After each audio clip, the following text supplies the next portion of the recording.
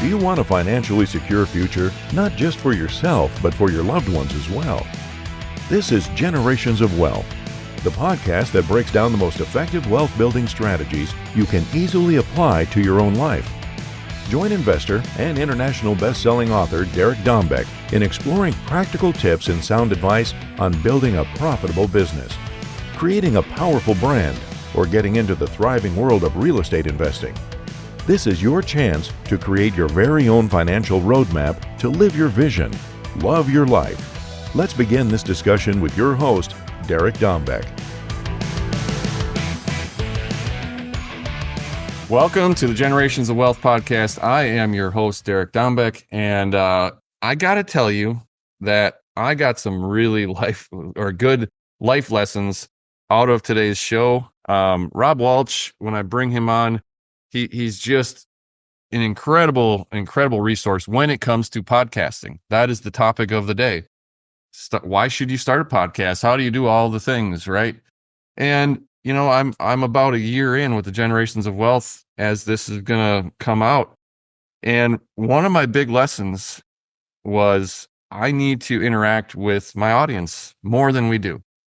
And so when we get towards the end of the show, you will have my personal email, you will have some other information, but I just want to express how important this show is to myself, my staff, and how we really want you to know that this is a family to us. If there's anything we can do to help you, don't hesitate to reach out. Okay. So the generationsofwealth.com is kind of the parent site for everything that we do. But by all means, if you have a question or you want to see something or hear something on the show, a topic, reach out, let us know. So with that, I am again excited to bring on Rob Walch from Libsyn. And Libsyn is a podcast hosting company. And without any further ado, let's just do it. And without any further delay, we bring on Mr. Rob Walch. Rob, thank you for joining us today. Derek, thanks for having me on the show. Appreciate it. Rob, you and I, we chatted a little bit before we started recording the show. And, you know, we've got, obviously, the Generations of Wealth podcast has been going on for a while. I've got ideas. I've got questions. This is very timely for me. So I love having a show that helps other people, but is also self-serving. It's fantastic. But before we get into any of that, give us a little bit of your background. How'd you get into podcasting, but specifically, where did you start? I was lucky. I got into podcasting the very beginning, back in 2004. So there was maybe 100 of us podcasting when I started. And it was just pure luck. I just finished up my MBA at UConn, and I was looking for a hobby. And there in October 2004, I heard about this thing called podcasting, and I said, "Oh, I want to do that." I was one of those nerds that used to call into the radio station. I said, I should do that. And I came up with a podcast called Podcast 411. And it was the first podcast about podcasting. I interviewed other podcasters, and that led to my job with Libsyn. Libsyn was the first podcasting hosting company. They started also in November of 2004. So they started in 2004. So Libsyn's been around for over 20 years. And in 2007, they hired me, said, "Hey, you talk about us all the time. Why don't you come work for us?" I said, "Sure." And I've been with Libsyn for 17 and a half years now and running podcaster relations. And it's been great, a lot of fun. I got to meet tons and tons of podcasters over the years. And literally for the last 20 years, podcasting has been my life. That's crazy because I think so many people out there probably don't even realize that it's been around for 20 years. I didn't, honestly. But with Libsyn and I guess going back a couple steps before that, before you start with Libsyn, what was the goal? You know, did you think you could make money at this? Was this a side gig?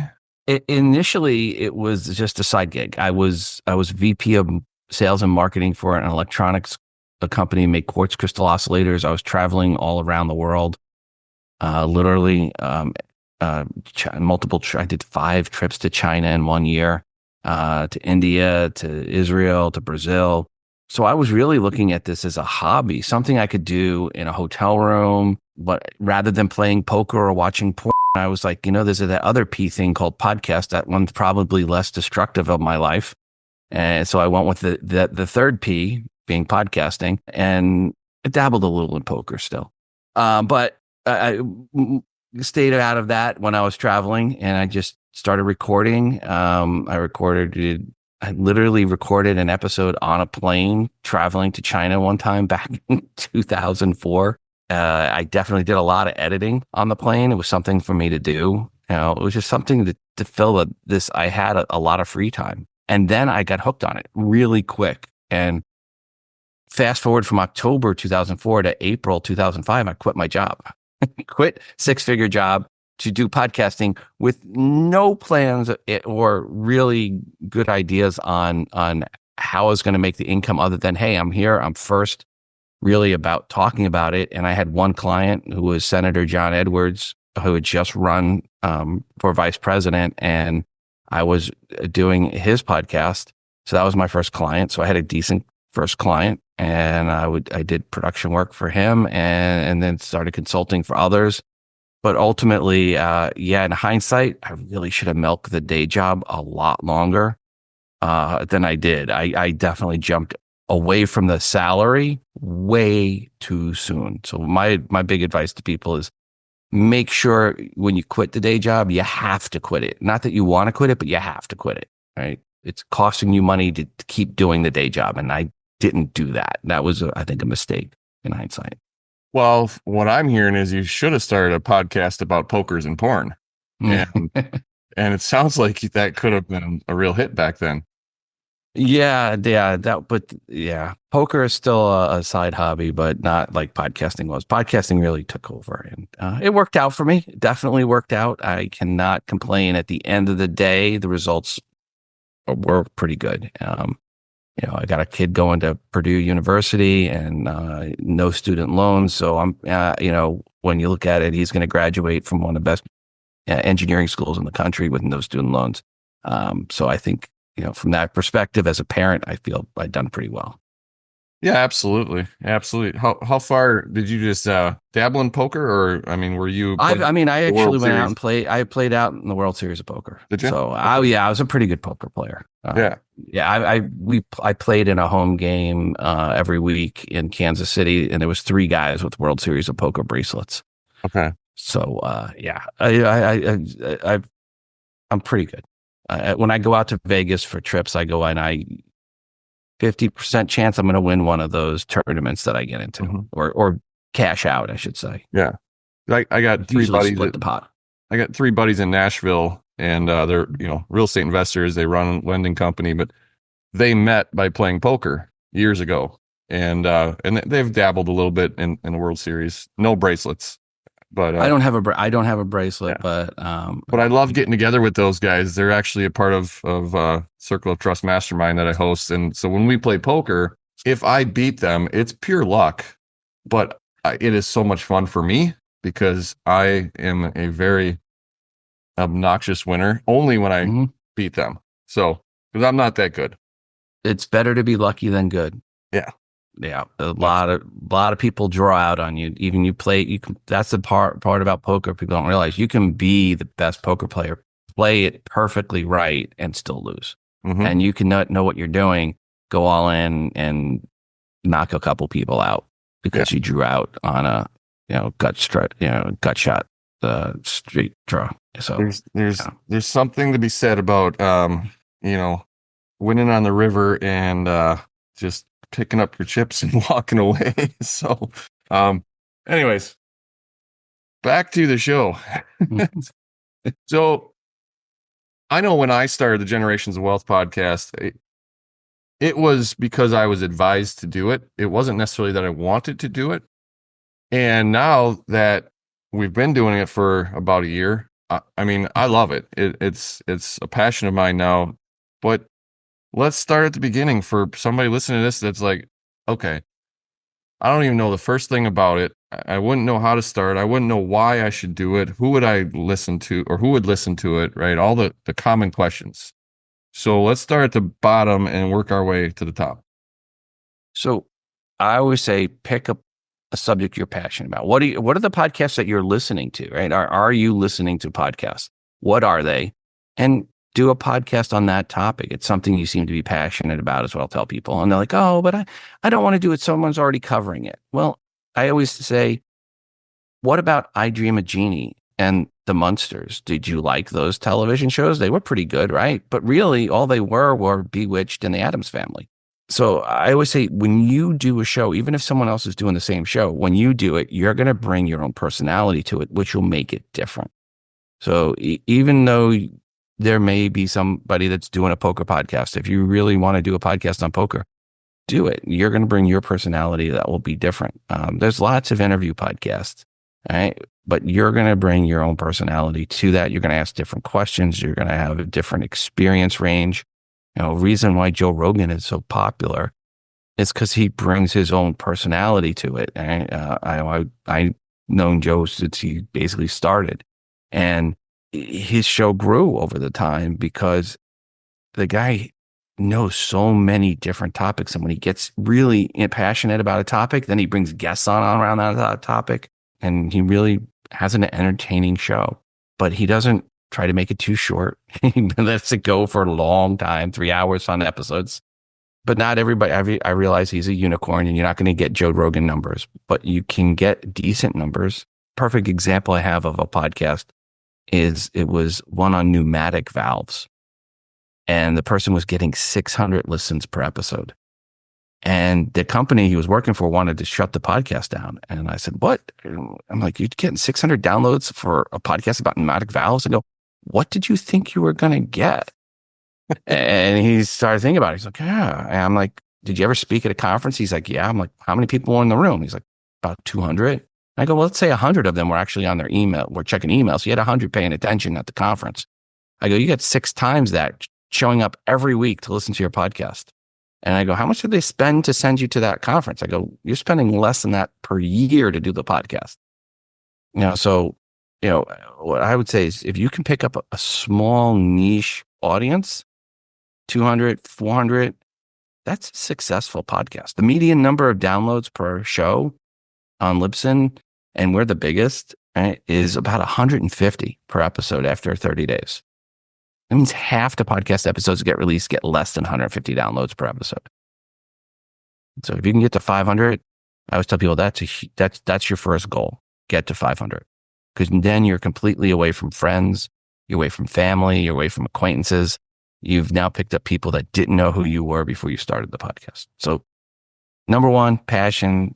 Number 2, set your expectations right. I think people come into it thinking they're going to get millions of downloads, but set it for hundreds and then go from there. And what would the expectation be for, well, first of all, how often do you release your shows would be one factor, but what would the expectations be? Because I've had people ask me, your show's been going for a while, how's it doing? And I said, I didn't come into this expecting to have 10,000 downloads per episode for a long time. And I know it's a slow burn, but there is that snowball effect eventually if you stick with it.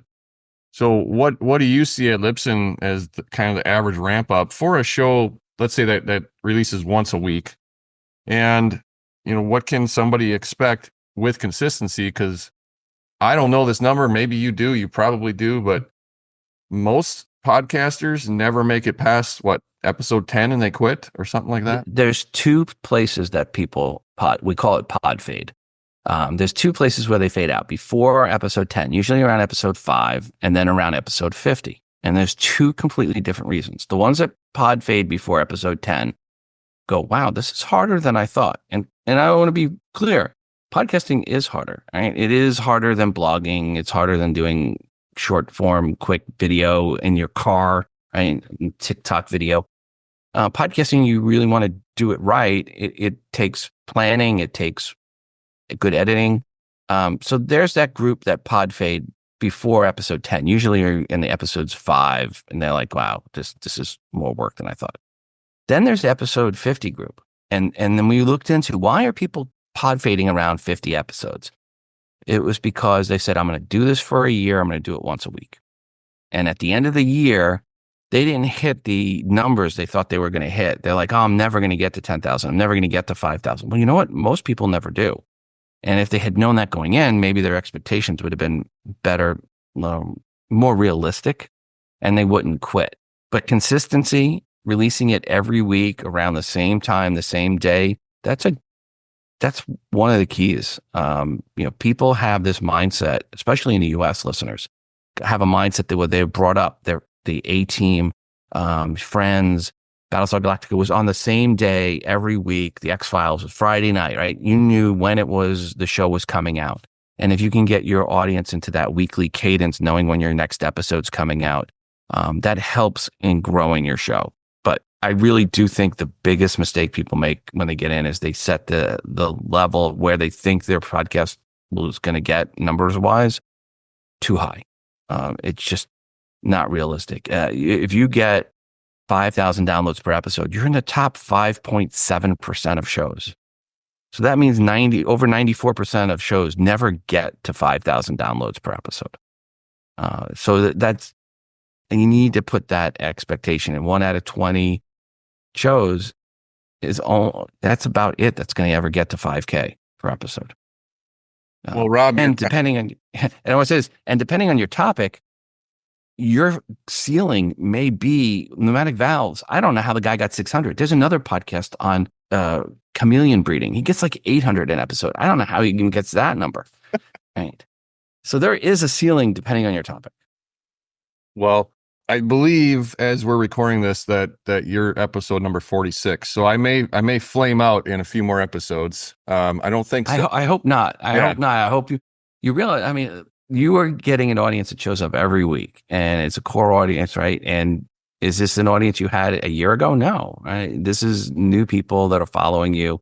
And I hope you continue on. And a lot of people don't really build up that audience, that big audience, until the third or fourth year, because I'm going to tell you, the first 20, 25 episodes, you're worrying about all the wrong things. Like, is this thing recording?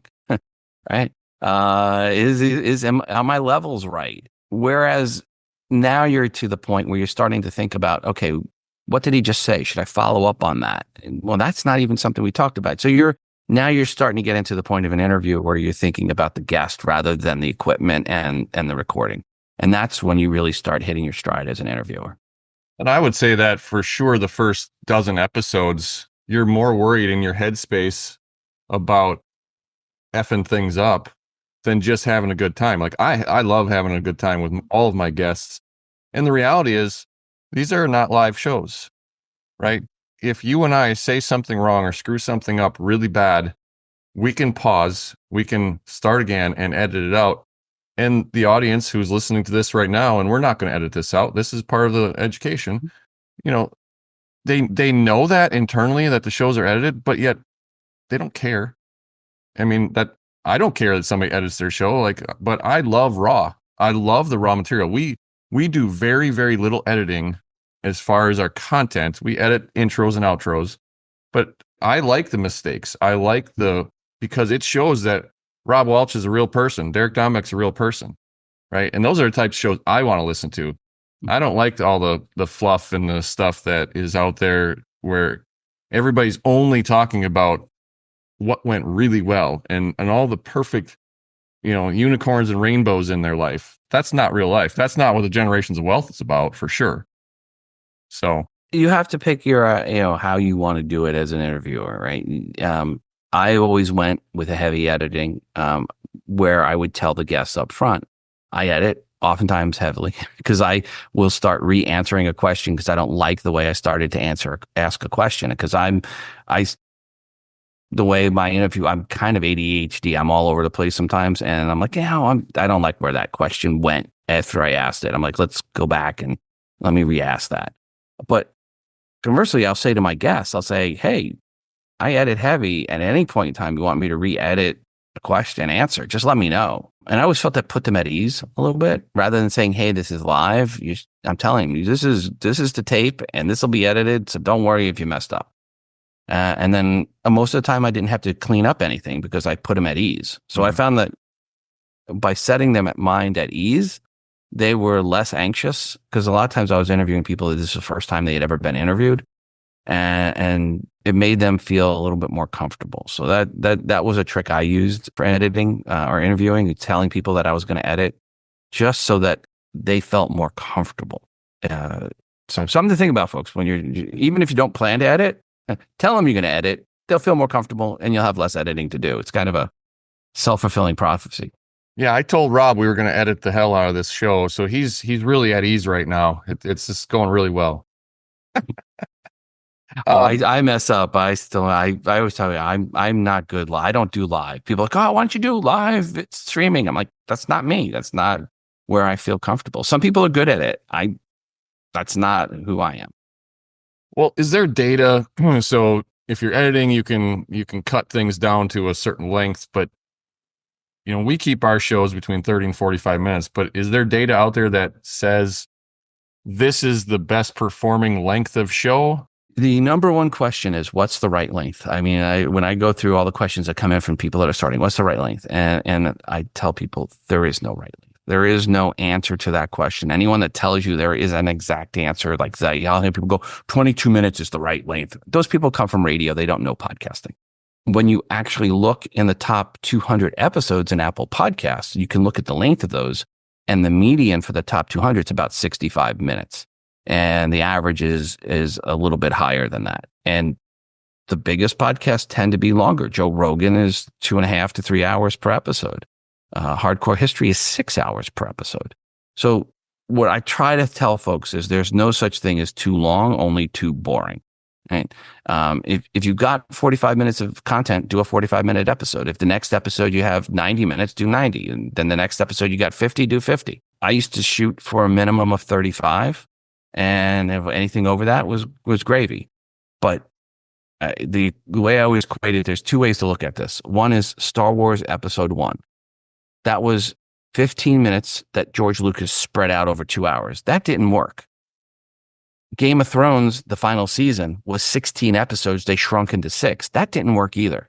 So trying to take too much content into a short period of time can be just as detrimental as trying to take very little content and spread it out over too long a period of time. If you got 15 minutes of content, do 15. You got 35, do 35. You got 45, do 45. But don't set an artificial length going, oh, well, if it's more than 45, people aren't going to listen, because actually the most popular podcasts are well over an hour. So don't worry about length.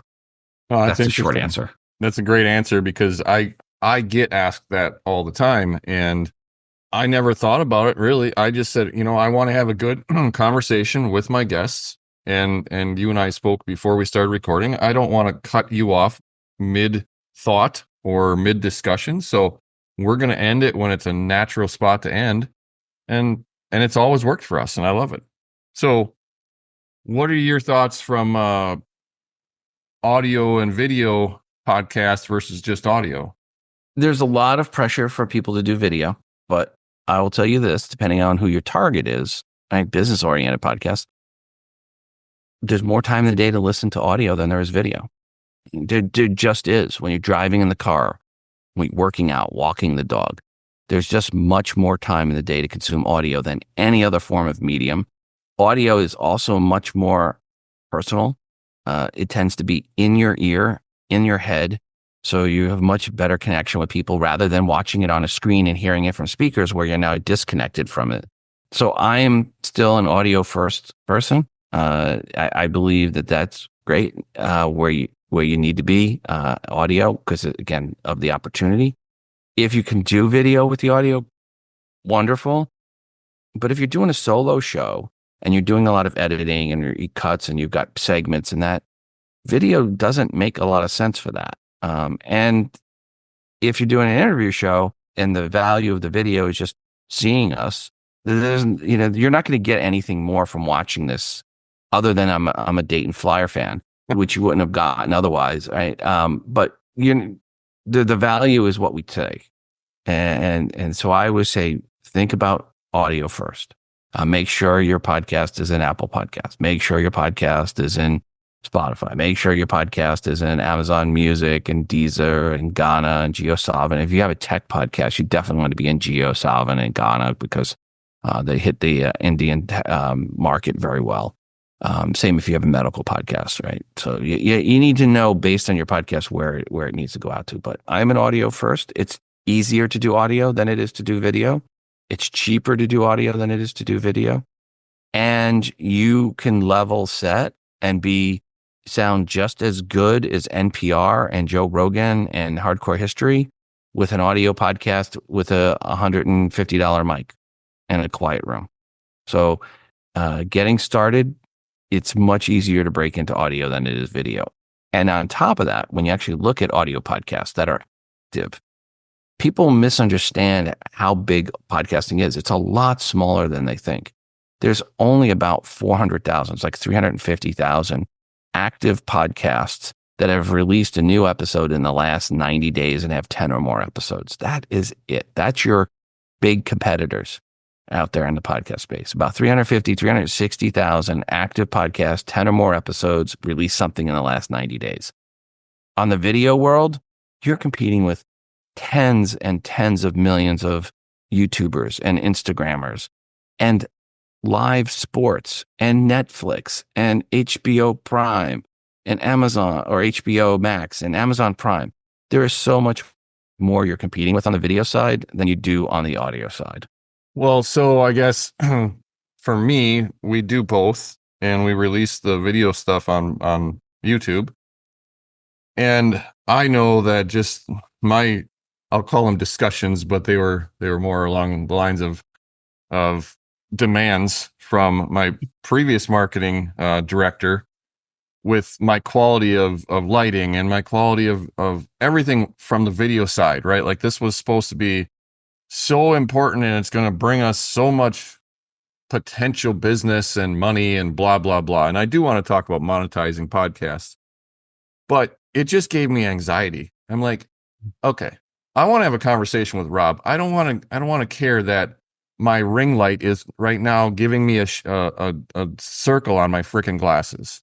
But that was all I would focus on, and it pissed me off. So finally, I kind of said, you know what? It's my show. I'm going to do what I want to do. And if the audience is going to be, nitpicking because I have a shadow on the right side of my face and not the left, okay. Like I'm over that, So there, the audience now knows how much I don't give a damn about my video quality. But I give a damn about my show and my guests and what we're bringing to the audience. And if you're going to monetize and you can build up an audience on the podcast side, you can really monetize well with audio. And then programmatic ads can go in there. So if you're getting 2,000 downloads a month combined, all episodes, Libsyn, we can get you into auto ads. We can get you bring advertising to your show. If you get to 20,000 downloads an episode, then we can bring you host read ads. You can really make a lot of money off of that. But, there's different ways to monetize beyond just advertising. Then there's premium offerings where you can offer some content for free and some premium. Sam Harris is an example of someone who makes basically half the episode available for free. And then if you want the full episode, you got to pay premium to get access to his content. Some people do it where it's an ad-free premium, and you listen to ads for the free version of the show, and you pay to hear an episode without ads. So there's a lot of different ways that you can do the freemium model. Some people do a hybrid, right? They have ads and premium. They have some premium extra content that just goes out on that. But and even the premium extra content, you can still hear ads. So, so it just depends on what you feel comfortable with for your audience. But the number one way to get started in making money clearly is just getting some programmatic ads thrown in, like radio ads. And that doesn't require a lot of downloads. Again, it does require at least 2,000 a month. If you're anything less than that, it doesn't make any sense. I get people all the time that email me, I'm launching my show and I'm ready for ads. I'm like, no, you launch your show, you build an audience, then you become ready for ads. Some people, they put the cart well before the horse. What do you feel like is the best grassroots way to grow your show if you're just getting started beyond friends and family? Yeah. First off, there's no silver bullets. There are services out there that claim they're going to guarantee audience growth, right? You pay $4,000 and some stupid amount of money for guaranteed audience growth. It's all BS. At the end of the day, they're just giving you downloads. They're not giving you an audience. And when you turn off the marketing spigot to those services, the audience completely goes away. On top of that, when we look at those shows in our system, we know that those are bogus downloads, and we don't even allow you in advertising if you're paying for downloads. So the shortest answer is consistency in content, making sure you're releasing on a regular basis, interacting with your audience, getting your audience to be acolytes, advocates for your show. And I say we, Libsyn, and then also Apple looked at this. We looked at shows that launched with 1, 3, 5, and 10 episodes. Apple actually looked at 1 through like 20. We looked at 1, 3, 5, and 10. And what we found is shows that launched with 1 and 3, 6 months later, were doing better than shows that launched with 5, and much better than shows that launched with 10. And the reason that, and Apple found the number to be 2. 2 was the ideal number of episodes to launch with. The reasoning for this is shows that launch with 1 or 2 or 3 episodes said, and more than likely than not, said, hey, I would like listener feedback. Be part of the show. Here's a call-in number. Here's a Gmail address. Send us your feedback. Send us your emails. We'll read them on the show. We'll play it on the show. They interacted with their audience. Their audience helped grow their show. People that launched with 10 basically said to the audience, we don't want you as part of the show. You're not part of the show. You're never going to be part of the show. Just listen and be where you are, but you're not part of the show. So they had more of a standoffish feel, and then they never really clicked with their audience. So one thing I really say to help grow your show is interact with your audience. Answer every email. Read them when you can. Put them at the end of the episode. Right? You do an interview episode. At the end of the episode, you have listener feedback. It gets them excited about it. The next thing is being a guest on other people's podcasts and having them be a guest on yours. Interviewing people that aren't typically podcasters on your podcast. Maybe your blog, you're doing a podcast on pneumatic valves. You find out who's the biggest guy in the pneumatic valve blogging world, and you bring him on as a guest on your show. And then he mentions your podcast on his blog or on his Reddit channel, and boom, you get an audience. Bringing on people that do video, so that they mention you on their TikTok or Instagram. Right? If you're doing stuff that's a little bit more geared towards women or younger kids, okay, people under 35, sorry. Aging myself there, kids. Right? Yeah. Right. But yeah, understanding it really does depend a lot on what your topic is and where that audience is going to be. And then interacting with people in what is some of the more popular non-podcasting venues for that kind of content. But whatever you do, don't pay money for someone that guarantees audience growth, because they're just ripping you off. 100%. Absolutely. And then be everywhere.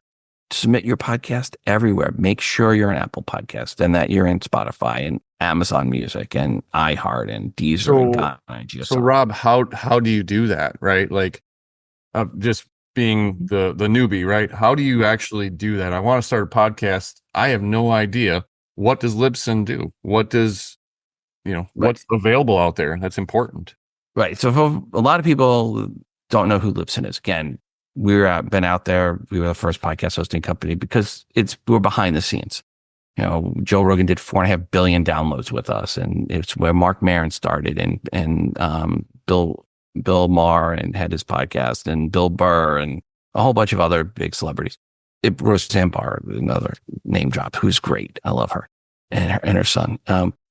So what Libsyn does is we host your files. We get the metrics, and we help you distribute out. So we help you get into Apple. We help you get into Spotify. We help you get into Deezer and Ghana and GeoSound. And a lot of people don't realize when you go and listen to a podcast, an Apple podcast, the file isn't actually being hosted by Apple. It's being hosted by Libsyn or one of our competitors. Because you need to have those files on a third-party server. And you need to have an RSS feed that's RSS 2.0 compliant, which is what you're going to get from Libsyn. And then you want to have IAB stats. That's important if you're going to do monetization down the line. Any advertiser worth their salt is going to say, are your stats IAB certified? Not compliant, but IAB certified. And Libsyn is. I personally was on the committee that wrote the spec, so I'm a little biased there. But it's important because it gives a sense of of authority on the stats, but it also is a CYA for the media buyers. So they just ask, hey, are they certified? Yes or no? So that's where Libsyn comes in. And it's really easy. All you got to do is have an audio file, have some artwork, sign up for an account, $20 a month. You're going to get detailed stats about not just how many downloads you're getting, but geographically where those downloads are coming from. And you asked if I have before we started, like, do you have a call to, do you have a giveaway? Sure. A promo code, podcast 411, and that will get you the rest of this month free and all of next month free. And I hate to be all salesy, but you can try it out, see if podcasting's for you, and you can at least get to episode 5 and quit before you have to pay. So if you realize it's too much work and you just bail and you never have to pay a dime. Yeah, and we'll have that linked up at thegenerationsofwealth.com/be a host. And that'll take you over to that information. You can put that promo code in. So, and I'll do this too. I'll give you my email, Rob, R-O-B as in Robert, Rob at Libsyn.com, Libsyn, stands for Liberated Syndication. That's the other beauty of Libsyn. We do not censor. We are a strong advocate of free speech. And we have the biggest left-leaning podcast. We have the biggest right-leaning podcast, right? We've got Democracy Now! And Best of the Left on one side, and we've got Roseanne Barr, and we've got The Right Report and Dr. Savage on the other side. We've got libertarian podcasts. Libsyn is not left-leaning or right-leaning. We are free speech. We support everybody. We have the biggest religious podcast, Joyce Meyer's, the Vatican, the Mormon Church, and we have the biggest atheist podcast, the Skeptic's Guide to the Universe, Skeptoids, Skepticality. So again, we are a place for everyone, and that is our name, Liberated Syndication. We really do truly believe in free speech. Before some people tried to politicize free speech, we go along with the EFF and Apple. Apple's really good about free speech, by the way. Spotify, not so much. Yeah. Apple, really good. That's awesome. So, totally self-serving question for me. Okay, when you've had a third party hosting all of your stuff, and now you want to take it in-house or you want to move to a different third party hosting, how do you keep your prior shows, your prior content? It's easy. You have an RSS feed. All the episodes are in your RSS feed. The new host you're going to move to, they will import all the files off your RSS feed, and then you put a redirect at where your current feed is to the new feed. If you're hosting with Libsyn, we allow you to put that redirect in yourself. We do not believe in locking people down. We make it easy for you to leave if you want to leave. We want you to stay with us because you want to stay with us, not because you have to. But no matter where you're hosting, you will be able to import those files out of that to the new host. Some of them, you're going to have to ask them to put the redirect in. Some of them, you'll be able to put the redirect in yourself. If you're at Podbean allows you to add that in yourself. They're a good company as well. I mean, there's other companies other than Libsyn, but Podbean does it ethically right as well. There are some that you want to add the redirect in. You have to go and contact their support team, which is a pain. But no matter what, they'll put it in for you because nobody wants to be called out on social media for locking a podcast up. That's for sure. Yeah, and as I mentioned, we're coming up on that episode 50, and it has been a great learning curve. You didn't know what you didn't know when you started, and that's why I love having you on the show to answer some of the stuff that I didn't know when I got started. But I can say this, if you do it right, I believe it is so rewarding. I didn't start the Generations of Wealth podcast to monetize it, but do I get business? Do I get networks? Of course. I mean, that is a byproduct of having a show or being on a stage somewhere, right? You become the quote unquote expert, whether you are or not. And I really want to encourage everybody listening. If you've got a message, you've got something you can help people with, even if you don't want to do your own show, get out there and try to be guests on other people's show. There is a point in time as a podcast host where I'm not going to say we run out of guests, but we run out of quality guests, right? Because we do turn people away. Like, we won't just put anybody on the show, but that's a great way to get out there and at least test the waters. See if you want to have your own show. I think I was on about 45 or 50 other shows before I ever started my own. And yeah, it was great.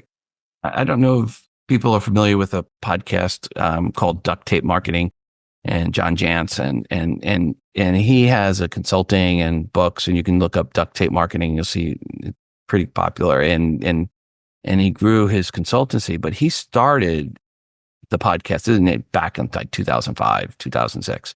And I was talking with him, and he started the podcast to grow his consulting business. He was doing marketing consulting. And he realized that if you send an email to somebody who was a potential client and said, hey, I'm doing marketing, I think I can be of service for your company, you don't get it. It's a cold call. You don't get anything.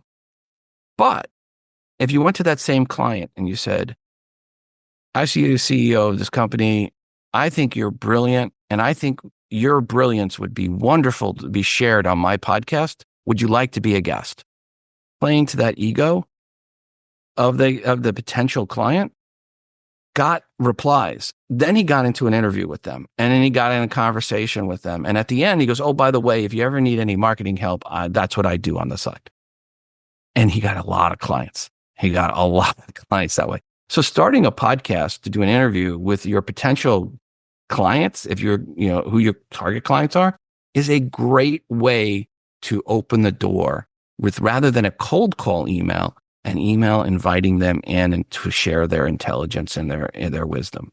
And you'll be amazed how many replies you get when you do that versus just the cold call email trying to sell. Well, and that's a great way to start reason to start a podcast, by the way. And this is a great example, Rob, because you and I talked before we started recording. I don't currently use Libsyn, and Libsyn is absolutely at the top of our list of who we will most likely start using moving forward. And you and I having this conversation for, 35, 40 minutes has solidified that decision for me, where before all I knew about Libsyn, what quite frankly is what my staff was telling me. Hey, this is who I think we should go to. So, these conversations, they matter. And the people I interview on this show, it matters. It's also, here's a little nugget for those of you that want to start a podcast. The conversation you have before and after you record with your guest can be extremely powerful and lead to opportunities that you cannot possibly imagine, because as Rob and I stop recording, we may stay on the call for 5-10 minutes and chat. And you never know where that can lead. And I've got some very nice referrals and other things from that type of stuff. Absolutely. The green room conversations are sometimes the best. Sometimes I've been in those where you're like, oh, wait a second. We got to stop talking about this. We got to save that for the show. Yeah, absolutely. Rob, and actually time did go by pretty quick on this one. I really appreciate you and your time. I actually asked this of most of my guests. What's the one question I should have asked you that I didn't? Thankfully, you didn't ask any on the tech side, because it's such, I think people overrate the tech side. You're using a Yeti mic, which a lot of people, I'm using a Yeti mic here. So I think a lot of times people get too obsessed on the tech. Just have a quiet room and a good mic. And that's the best recording setup, right? What's the best recording setup? There is no great answer for that. But I think what I tell people is don't spend more than $200 on your equipment when you're getting started. It's like a hobby, right? You don't go out, start golfing. You don't go and buy the best paying golf clubs and get them custom fit when you start golfing. You kind of want to just go to Goodwill and get a cheap clubs and go out and see if this thing is even for you if you're going to start golfing. That's what I started with my kids, right? The first clubs were literally from Goodwill. I didn't go and buy them brand new clubs until later, after they actually showed that they actually like golfing. Podcasting is the same thing. Just a halfway decent mic, the Yeti and the Shure SM58, and in a quiet room, you'd be amazed how good it can sound. And then later on, you can add a Rodecaster, and you can add all this other equipment and other stuff. But to start with, just don't spend a lot. Don't waste your money until you really get past that 5 point, 10 point, and you're like, yeah, this is for me. Because a lot of people will start podcasting and not make it to 5. They're going to use that promo code we mentioned, podcast 411. You're not going to spend any money, but you're going to get to episode 5. You go, wow, Rob, this is harder than you even said it was going to be. And other people are going to be like, wow, this is great. I love this. And for those people, great. Those are the ones that we're going to, hopefully you make it past episode 50. Just keep your expectations right. Perfect. And again, I'll give you the link, the generationsofwealth.com/be a host, and we'll get you linked up to Rob and Libsyn. But at Rob's suggestion, I want to say to the rest of the audience, we do have a Facebook group for the Generations of Wealth. We do want your feedback, and I don't say it often enough. And so now this is a good reminder to me. And I don't typically give out my personal email address, but I do want to hear your feedback. I do want to help you, and I do want to talk to you. So if you ever want to reach out to me, you can find me at thegenerationsofwealth.com, and you can certainly get to me that way. But the easy button is derek@gowglobal.com, and shoot me an email. And it is monitored by myself and my assistant to make sure we don't miss it. But that is the whole point of the Generations of Wealth show, is to give back, is to help people. And Rob, I truly, truly appreciate your time. It's a fun show. It was helpful to everybody else, but self-serving to me. And because I want to make this a better show. And that's why it's self-serving. And I appreciate that. Well, Derek, thank you for having me on. And hopefully some folks will have a New Year's resolution of getting to at least episode 50 throughout 2025. And I'm thinking about starting another show about pokers and porn from your other part of this. So we'll see. We'll see. I'll have you back on if it's the pokers and porn show. Pokers, porn, and podcasting. I can talk about poker. I can't talk about the other one. I stay away from that. But I definitely could talk about poker. Too much. Again, it's just gotta. That's why I gotta stay away from. It's been a while since. Anyway, my wife gives me grief about my poker playing. Fantastic. Well, thank you, sir. We will talk to you real soon. To everybody else, thanks for being a part of the show. Check us out on the next episode. Until then, go out, live your vision, love your life. See ya. Thank you for joining us on another insightful episode of Generations of Wealth. May your newfound knowledge help you in leveling up your own strategies to get through the many obstacles to your money-making processes and bring you much closer to the financially secure life you truly deserve. Continue filling up your accounts and further polish your financial tactics by listening to more episodes of the podcast at thegenerationsofwealth.com. Because in your wealth-building journey, there is no other way to go but up, giving you the chance to finally live your vision, love your life. That's all for now. See you on the next one.